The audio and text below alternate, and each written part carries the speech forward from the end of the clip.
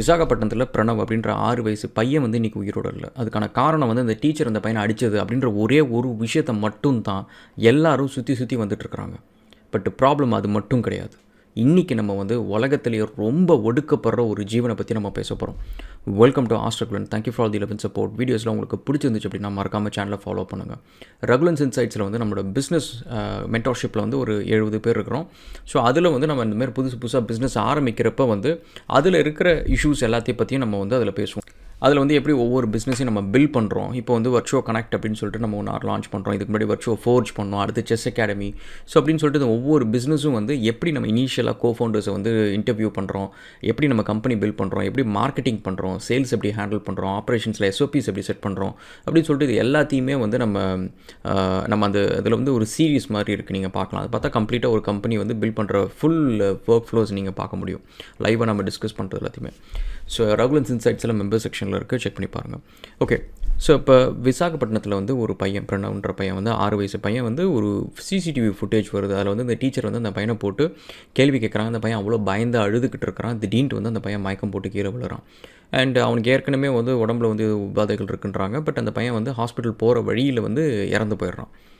So இப்போ இந்த video வந்து வைரல் ஆகுது. ஸோ இந்த பேரண்ட்ஸ் வந்து இந்த டீச்சரை வந்து அரெஸ்ட் பண்ணணும் அப்படின்னு சொல்லிட்டு அவங்க வந்து போராட்டம் பண்ணிட்டுருக்காங்க. பட் ப்ராப்ளம் வந்து இங்கே மட்டும் கிடையாது கைஸ். சாரு நிவேதா அப்படின்ற ஒரு ரைட்டர் வந்து சொன்ன ஒரு விஷயம் வந்து எனக்கு இன்ன வரைக்கும் வந்து பசுமரத்தை ஆணின்னு சொல்லுவாங்க தெரியுமா, அந்தமாரி வந்து ஒரு விஷயம் வந்து அவ்வளோ ஒரு டீப்பாக எனக்கு இப்போ எனக்குள்ளார பதிஞ்ச ஒரு விஷயம். அதாவது உலகத்திலேயே அதிகமாக ஒடுக்கப்படுற ஜீவன் எது தெரியுமா அப்படின்ற ஒரு கேள்வி. அந்த கேள்விக்கான பதில் வந்து நம்ம எல்லாருமே அதுவா இதுவா இவங்களா அவங்களா அப்படின்ற மாதிரி நம்ம எதையாவது ஒன்று நம்ம யோசிப்போம். ஆனால் நம்ம யாருமே யோசிக்காத ஒரு பதில் என்னென்னா, இந்த உலகத்திலே அதிகமாக உலகம் ஃபுல்லாக ஒடுக்கப்படுற ஒரு ஜீவன் யார் அப்படின்னா குழந்தைங்க தான். ஏன் அப்படின்னா, இன்றைக்கி ஒரு பொண்ணுக்கு எதிராக வந்து ஒரு டொமஸ்டிக் வயலன்ஸ் நடக்குது அப்படின்னா அந்த பொண்ணுக்கு அதை எதிர்த்து என்ன கேள்வி கேட்கும்னு தெரியும். அந்த கேள்வியை கேட்டு பதில் கிடைக்கல அப்படின்னா போலீஸ் ஸ்டேஷனுக்கு போனால் அதுக்கான பதில் கிடைக்கும், அதுக்கான நியாயம் கிடைக்கும் அப்படின்னு சொல்லிட்டு அங்கே போக தெரியும். அங்கே அதேமாரி போய் நியாயத்தை வாங்க முடியும். இதேமாரி நீங்கள் ஒரு ப்ராடக்ட் வாங்குறீங்க, அந்த ப்ராடக்ட்டை சரியான ப்ராடக்ட் இல்லை, உங்களை ஏமாற்றிட்டாங்க அப்படின்னா நீங்கள் கேள்வி கேட்க முடியும். கேள்விக்கு பதில் கிடைக்கலையா நீங்கள் ஒரு கன்சியூமர் கோர்ட்டுக்கு போய் கோர்ட்டில் கேஸை போட்டு அதுக்கு நியாயத்தை வாங்க முடியும். ஒரு வேலை செய்கிறீங்க, உங்கள் முதலாளி உங்களை சரியாக நடத்தலை அப்படின்னா ஒர்க் ஃபோர்ஸ் ஆம்புட்ஸ்மனுக்கு போக முடியும், ஒரு ஒர்க்கர்ஸ் யூனியனுக்கும் போக முடியும், நீ அங்கே போய் நியாயத்தை கேட்க முடியும். ஸோ இந்தமாரி எல்லா இடத்துலையும் இந்தமாரி ஒன்று இருக்குது. ஒரு 5 வயசு பையனோ ஒரு பொண்ணோ வந்து ஒரு 5 வயசு 7 வயசு இருக்கிறவங்களுக்கு வீட்டில் நடக்கிற domestic violence and verbal abuse, mental torture, இந்த விஷயத்துக்கெல்லாம் அவங்க என்ன பண்ணுவாங்க? அவங்களுக்கு முதல்ல அதை ப்ராசஸ் பண்ணவே தெரியாது. அதாவது பேரண்ட்ஸை பொறுத்த வரைக்கும் நான் பார்க்குறது வந்து பிள்ளைங்க கெட்டு போகிறதுல வந்து 2 எக்ஸ்ட்ரீம். ஒன்று வந்து செல்லம் கொடுத்து கெடுக்கிறது ஒன்று, அண்ட் இன்னொரு பக்கம் வந்து இந்த மாதிரி மென்டல் டார்ச்சர் பண்ணுறது, அப்யூஸ் பண்ணுறது, டாக்ஸிக்காக பேசுகிறது, பசங்க முன்னாடி கெட்ட வார்த்தை பேசுகிறதா இருக்கட்டும், இல்லை சண்டை போடுறதா இருக்கட்டும், அவங்கள அடிக்கிறதா இருக்கட்டும், இந்தமாரி விஷயங்கள். ஸோ இது வந்து இங்கே வந்து பேரண்ட்ஸ் பண்ணுறது ஒரு விஷயம். இதை தாண்டி வந்து அடுத்தது பார்த்திங்கன்னா ஸ்கூலில் வந்து நடக்கிற புல்லிங் இருக்குது பார்த்திங்களா, அது இன்ன வரைக்கும் உலகம் ஃபுல்லாக எங்கேயுமே ஒழுங்காகவே வந்து அதை தட்டி கேட்குறதே கிடையாது. அதை வந்து டீச்சர்ஸ் கண்ணும் காணாமல் விட்டுறது, ஸ்கூல் அதை பற்றி கவலையே படுறது கிடையாது. பசங்களும் வந்து வீட்டில் வந்து சொன்னால் பேரண்ட்ஸ்க்கு அதை ஹேண்டில் பண்ண தெரியாது. ஸோ இந்த டாப்பிக்குள்ளே போனால் இதுவே ஒரு பெரிய டாபிக். ஏன்னா ஸ்கூலில் நடக்கிற புல்லிங் தான் வந்து இன்றைக்கி நீங்கள் யாராக வேணாலும் இருக்க இந்த வீடியோ பார்க்குறவங்க உங்களுக்கு லைஃப்பில் ஒரு ஸ்கார் இருக்குது அப்படின்னா அதுக்கு காரணம் அந்த ஸ்கூலில் நடக்கிற புல்லிங் வந்து அவ்வளோ ஒரு சீரியஸான ஒரு ட்ராமாவாக இருந்திருக்கும். அண்ட் இதை தாண்டி அடுத்தது வந்து டீச்சர்ஸ். ஸோ ஃபஸ்ட்டு நம்ம வந்து இந்த பேரண்ட்ஸை பற்றி பார்ப்போம். ஸோ பேரண்ட்ஸை பற்றி நம்ம சொல்கிறோம் அப்படின்னா வந்து நிறைய பேரண்ட்ஸ் வந்து ஒரு கணக்கு புக் வச்சுட்டு அவங்களே அவங்களுக்கு மார்க் போட்டுப்பாங்க. நான் 100% கரெக்டான பேரண்ட்டு, நான் பர்ஃபெக்டாக இருக்கிறேன் அப்படின்னு சொல்லிட்டு. எதை வச்சு அப்படின்னு பார்த்தீங்கன்னா, என் பிள்ளைக்கு பாரு நல்லா ட்ரெஸ் வாங்கி தரேன், நல்ல ஸ்கூலுக்கு நான் ஸ்கூல் ஃபீஸ் கட்டுறேன், அவனை வந்து வெளியில் கூட்டிகிட்டு போகிறேன், ரெஸ்டாரண்ட்டு கூப்பிட்டு போகிறேன், சாப்பாடு வாங்கி தரேன், அவன் நல்ல வீடு, காரு, டிவி, ஃபோனு எல்லாத்தையும் கொடுக்குறேன் அப்படின்னு சொல்லிட்டு இது எல்லாத்தையும் வச்சுக்கிட்டு அவங்களே வந்து இதுக்கெல்லாம் ஒரு மதிப்பெண்ணை போட்டு அவங்களே வந்து 100 மார்க்ஸ் கொடுத்துப்பாங்க.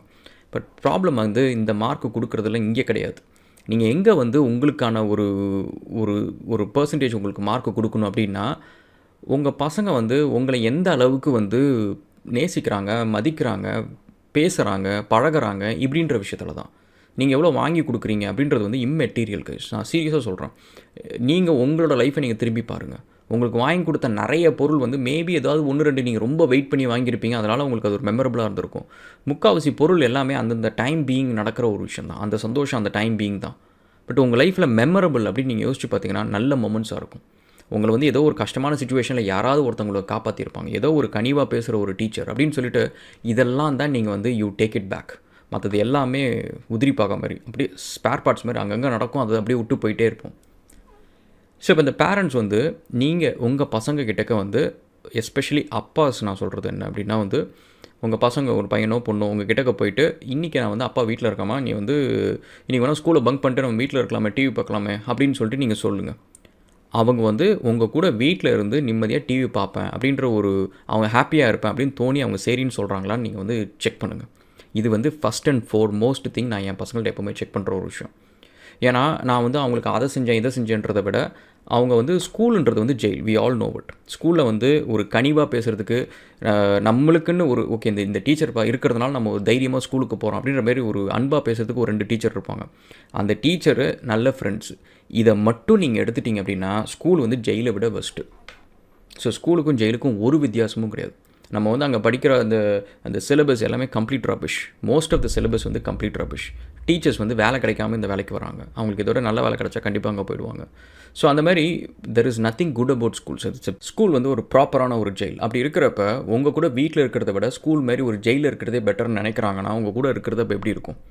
இதுக்கான காரணம் என்னென்னா பேரண்ட்ஸ் வந்து அந்த பிள்ளைங்க கூட இருக்கிறப்ப பொழுதுனிக்கும் படி படி படி படி ஹோம்ஒர்க்கை பண்ணு, அதை பண்ணு, எதையாவது நொய்யின்னு ஃப்ரீ அட்வைஸ் ஃப்ரீ கேட்குறதுக்கு ஒரு இழிச்சு வாங்கி கிடைக்கிறான் அப்படின்றதுனால உட்காந்து பேசிக்கிட்டே இருக்கிறது. ஸோ இதெல்லாம் எதுக்கு பண்ணணும்? உங்களுக்குன்னு போயிட்டு ஒரு ஹாபியை வச்சுக்கோங்க, உங்கள் வேலையை பாருங்கள். பசங்களை வளர்க்குறது வந்து உங்களோட பொழுதுபோக்கு கிடையாது. ஸோ இட் இஸ் அது ஒரு வேலைக்கான ஒரு டேலண்ட் இருக்கணும், ஒரு ஸ்கில் இருக்கணும். அது நம்மள்ட்ட கம்மியாக இருக்குது அப்படின்ற பட்சத்தில் அந்த வேலையை நீங்கள் கம்மியாக செஞ்சாலே பசங்க உங்களை நல்லா நேசிப்பாங்க. நீங்கள் அந்த வேலையை ஏதோ செய்யணுன்ற ஒரு போக்கில் வந்து சும்மா ஏனந்தோனன்னு செஞ்சுட்டு இருந்தீங்க அப்படின்னா உங்களை வெறுக்கிறது மட்டும் இல்லாமல் நீங்கள் அவங்களை எப்படி வளர்க்கணும்னு நினைக்கிறீங்களோ அதுக்கு ஆப்போசிட்டாக தான் அவங்க வளர்ந்து தொலைப்பாங்க. ஸோ நீங்கள் போய் ட்ரை பண்ணி பாருங்கள். உங்கள் கூட வீட்டில் இருக்கிறாங்களா அப்படின்னு சொல்லிட்டு நீங்கள் கேட்டு பாருங்கள். ஸ்கூலுக்கு கட்டடிச்சுட்டு உங்க கூட வீட்டில் இருக்கிறதுக்கு அவங்க ரெடியாக இருக்கிறாங்களான்னு செக் பண்ணி பாருங்கள். So this is basically one thing that you can check weather உங்கள் கூட அவங்களுக்கு இருக்கிறதுக்கு இப்போ பிடிச்சிருக்கா இல்லையான்றது. இப்போ அப்போனா வந்து வேறு வழியே இல்லைன்னு தான் அவங்க கூட இருக்கிறாங்க. இப்போ தனியாக போனால் அவங்களால சர்வே பண்ண முடியாது அப்படின்ற ஒரு ரீசனுக்காக தான் அவங்க கூட இருக்கிறாங்களே தவிர வேறு எந்த ஒரு ரீசனும் இல்லை அப்படின்னா. ஸோ இதுதான் வந்து ஃபஸ்ட்டு திங். அண்ட் செகண்ட் வந்து உங்கள் பிள்ளைங்க முன்னாடி நீங்கள் சண்டை போடுறீங்களா அண்டு அடல்ட்ஸ் மாதிரி இவ்வளோ பெருசாக வளர்ந்ததுக்கப்புறமும் எஸ்பெஷலி இது வந்து நான் இந்த விஷயத்தை பொறுத்த வரைக்கும் நான் மதர்ஸ்க்கு இந்த கிரெடிட்டை வந்து நிறையா கொடுக்கலாம். ஸோ அவங்களுக்கு வந்து அப்பாவை இன்சல்ட் பண்ணுறது, அப்பா வீட்டை இன்சல்ட் பண்ணுறது எதையாவது ஒன்று. ஸோ அவங்களுக்கு அஃப்கோர்ஸ் அவங்களோட அகனி இருக்கும், அவங்களோட பெயின் இருக்கும், ஏதோ ஒன்று நடந்திருக்கும்.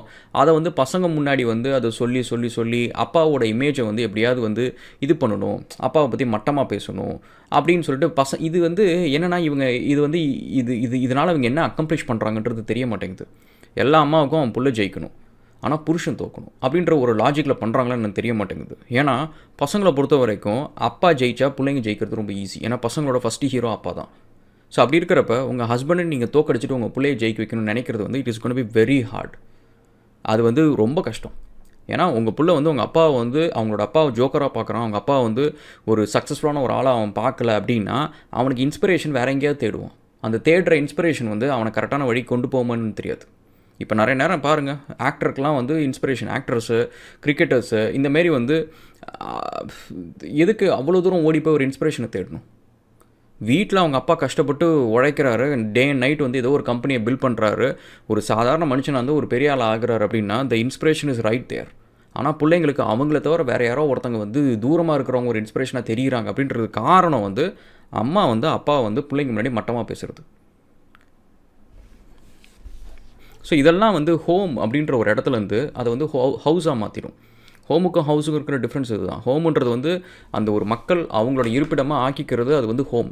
ஹவுஸுன்றது ஜஸ்ட்டு சும்மா டெனண்ட், அவ்வளோதான். அந்த இடத்துல வந்து எல்லோரும் இருந்துட்டு போகிறாங்க, வேறு அவங்களுக்கு ஷெல்டர் தேவை, அதுக்காக இருக்கிறாங்களே தவிர they don't care about each other. So இதுதாங்க ஃபஸ்ட்டு ஸ்டார்டிங் பாயிண்ட்.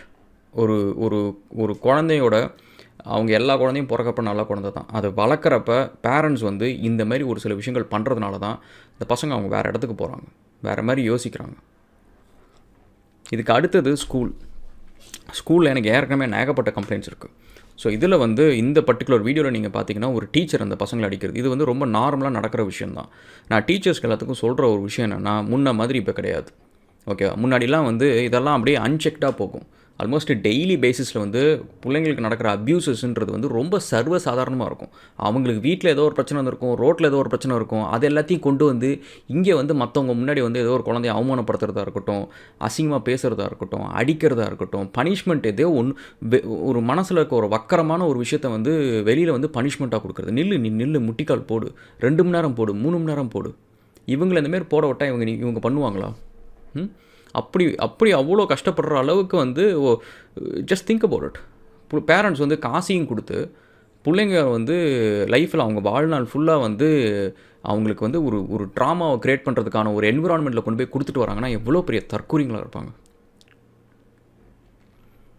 அண்டு நல்ல டீச்சர்ஸ் ஓகே. நான் அதான் சொல்கிறேன்ல, எனக்கு வந்து என் பையனோட பிரின்ஸிபல் வந்து எனக்கு கால் பண்ணி ஒரு தடவை உங்கள் பையன் வந்து ரொம்ப குறும்பு பண்ணுறான், அவனுக்கு வந்து ஒரு 30 மினிட்ஸ் நான் டிடென்ஷன் கொடுக்க போகிறேன் அப்படின்னு சொன்னாங்க. ஏங்க இதுக்கெல்லாமா கொடுப்பீங்க? சின்ன பசங்க இப்போ தான் விளையாடுவாங்க, எல்லாம் பண்ணுவாங்க. பெரிய அஃபென்ஸ் ஏதாவது பண்ணாங்கன்னா நீங்கள் கொடுங்க. குறும்பு பண்ணுறாங்கன்னா சொல்லுங்கள். ஸோ மற்ற நேரத்தில் போய் வெளில போய் விளையாட சொல்லுங்கள், ஏதோ ஒன்று பண்ண சொல்லுங்கள். ஸோ அதுக்கெல்லாம் வந்து அவங்கள பனிஷ் பண்ணிங்க அப்படின்னா அவங்களுக்குள்ள குழந்தைத்தனமே செத்து போயிடுங்க. அவங்களுக்கு வந்து இன்னசென்ஸு இதெல்லாம் வந்து செத்ததுக்கப்புறம் அவன் என்னவாக இருப்பான்? சின்ன வயசில் இன்னசென்ஸ் செத்து போகிறது தான் இன்றைக்கி வந்து உலகத்திலே வந்து பெரிய ப்ராப்ளம் ஆகுது. ஏன்னா குழந்தைங்க வந்து அடல்ட் ஆகிடுறாங்க, ரொம்ப சின்ன வயசில் அடல்ட் ஆகிடுறாங்க. But they not ready for it. நான் தான் சொன்னேன், உங்களோட ஃபேவரட் என் பையன் இங்கே ஆஸ்திரேலியாவில் என் பையனோட ஸ்கூலில் அசிஸ்டன்ட் பிரின்சிபல் கால் பண்ணுறப்ப அவங்கள்ட்ட கேட்ட கேள்வி இது தான். உங்களோட ஃபேவரட் டீச்சர் இருக்காங்களா? அவங்க யார் அப்படின்னு கேட்டேன். இருக்காங்களா அப்படின்னு கேட்டேன். இருக்காங்க அப்படின்னு சொன்னாங்க. நல்லா யோசிச்சு பாருங்கள், எதனால் உங்களுக்கு வந்து அவங்க ஃபேவரட் டீச்சர்? நல்லா ஃபிசிக்ஸ் சொல்லி கொடுத்தாங்க, கிளாஸில் உட்காந்து பொழுதுனிக்கும் ஹோம்ஒர்க் எழுத சொன்னாங்க, அதனால் இதனால் எதையாவது ஒரு ஸ்டடீஸ்னால ஏதோ ஒரு விஷயத்தினால உங்களுக்கு ஃபேவரட் டீச்சர் இருந்தாங்களா? கிடையாது. உங்கள் கிட்டக்க எல்லா டீச்சரையும் கம்பேர் பண்ணுறப்ப அவங்க ஒருத்தங்க தான் கொஞ்சம் கனிவோடு இருந்திருப்பாங்க. அந்த கைண்ட்னஸ், அந்த கனிவு அப்படின்ற ஒரு விஷயந்தான் நீங்கள் இன்றைக்கி உங்களுக்கு 50 வயசு ஆகுது. 50 வயசு ஆனதுக்கப்புறமும் அதுக்கு நடுவில் எவ்வளோ டீச்சர்ஸை நீங்கள் பார்த்துருப்பீங்க? நீங்கள் ஒர்க் பண்ணுறதே ஸ்கூலு, இது வரைக்கும் எத்தனை ஸ்கூலில் வேலை செஞ்சுருப்பீங்க? எத்தனை டீச்சர்ஸை பார்த்துருப்பீங்க? உங்களுக்கு ஒரு டீச்சர் அதுக்கப்புறம் வந்து ஃபேவரட் டீச்சர் ஆகலை 30 வருஷம் 40 வருஷத்தில். ஸோ அப்படி இருக்கிறப்ப உங்கள் பிள்ளைங்களுக்கு நீங்கள் இந்தமாரி வந்து ஸ்ட்ரிக்டான ஒரு வேலையை செய்கிற ஒரு டீச்சராக இல்லாமல், ஏன்னா இதெல்லாம் உங்களெல்லாம் மறந்துடுவாங்க. உங்கள் பேரையும் அவங்களுக்கு தெரியாது, உங்கள் முகத்தையும் தெரியாது, இந்த இடத்துல நீங்கள் வேலை செஞ்சீங்களான்னு கூட தெரியாது. நீங்கள் இங்கே வேலை செய்யலைனா கூட அவங்களுக்கு அதை பற்றி கவலையே கிடையாது. இப்படி இருக்கிறதா இல்லை உங்களை வந்து அவங்க இன்னும் 50 இயர்ஸ் கழிச்சு ஞாபகம் வச்சுக்கிற மாதிரி ஒரு டீச்சராக நீங்கள் இருக்கணும்னு நினைக்கிறீங்களா அப்படின்னு கேட்டோன்னே அவங்க நேரம் சைலண்ட்டாக இருந்தாங்க. அதுக்கப்புறம் அந்த இது முடிச்சு ஃபுல் வீடியோ இதை பற்றி நான் போட்டிருந்தேன், அந்த கான்வர்சேஷனை.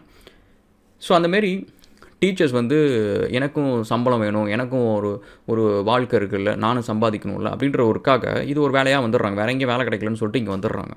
இங்கே வந்ததுக்கப்புறம் இங்கே இருக்கிற பிக்கல் பிடுங்களும் இவங்களால் இந்த குழந்தைங்களை மேனேஜ் பண்ண முடியல, இங்கே ஒரே சத்தமாக இருக்குது, 1008 பிரச்சனை, இதெல்லாத்தையும் கொண்டு வந்து இந்த குழந்தைங்க மேலே அப்படியே ஃபுல்லாக ஆஃப்லோட் பண்ணுறது.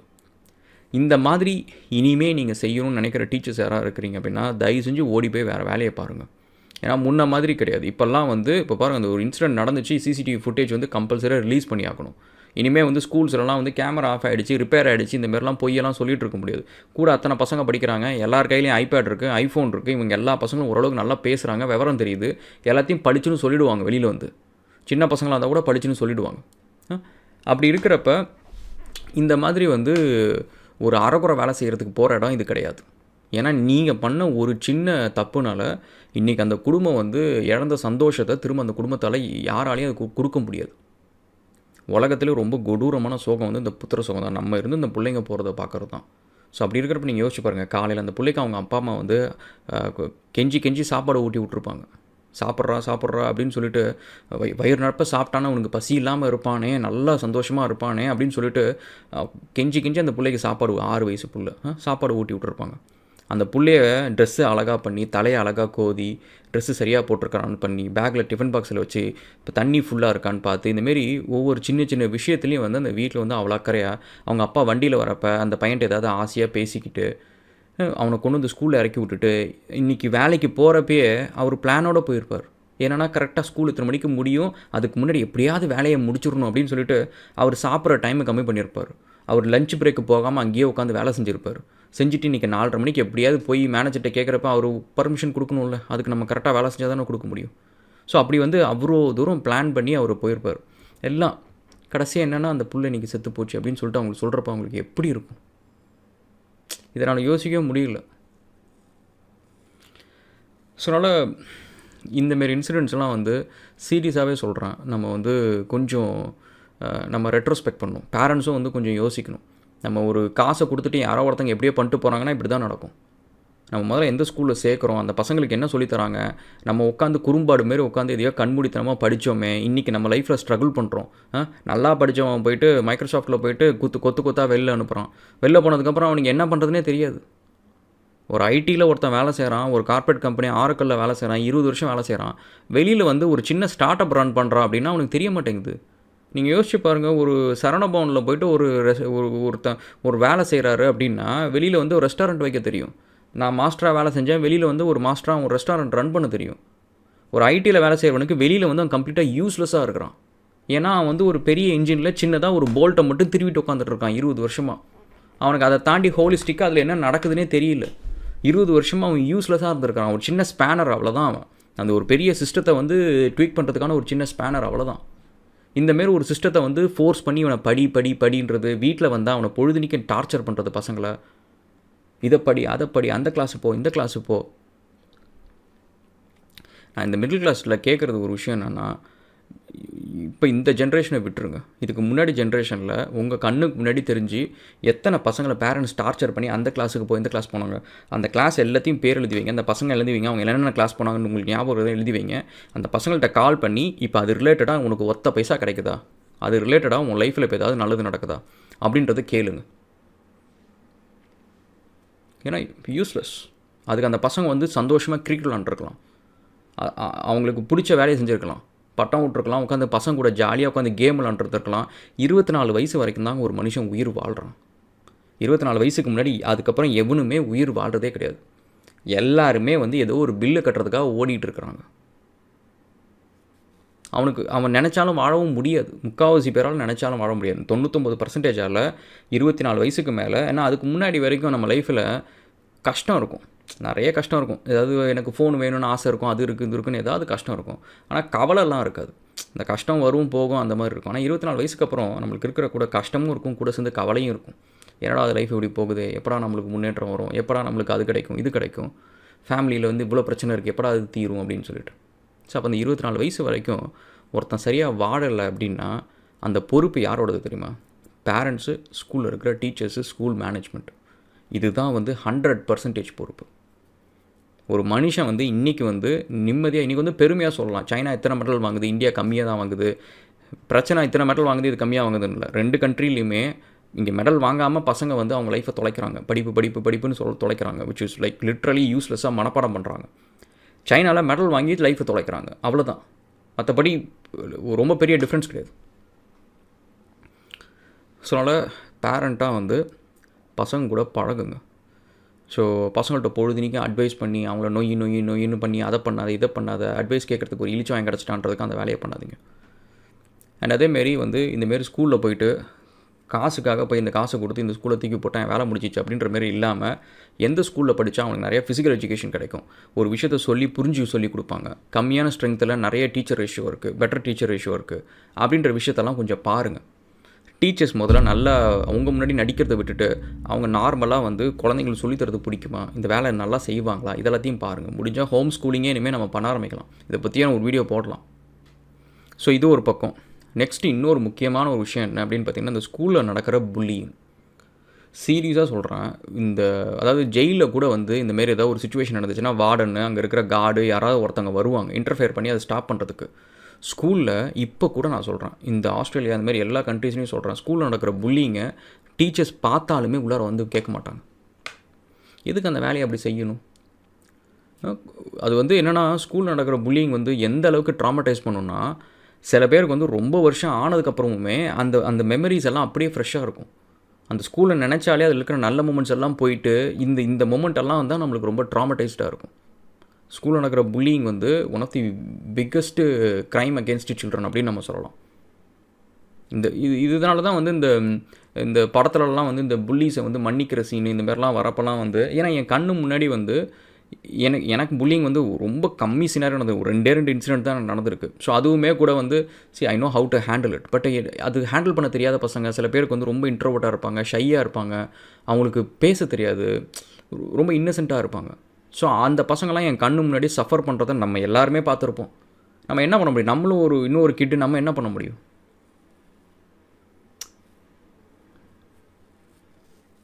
ஸோ அதனால் இதில் வந்து இந்த டீச்சரை நம்ம குறை சொல்கிறது ஓகே, பட் அதை தாண்டி வந்து பேரண்ட்ஸ் நீங்கள் பண்ணுற ஒரு விஷயங்களையும் இது நீங்கள் பாருங்கள்.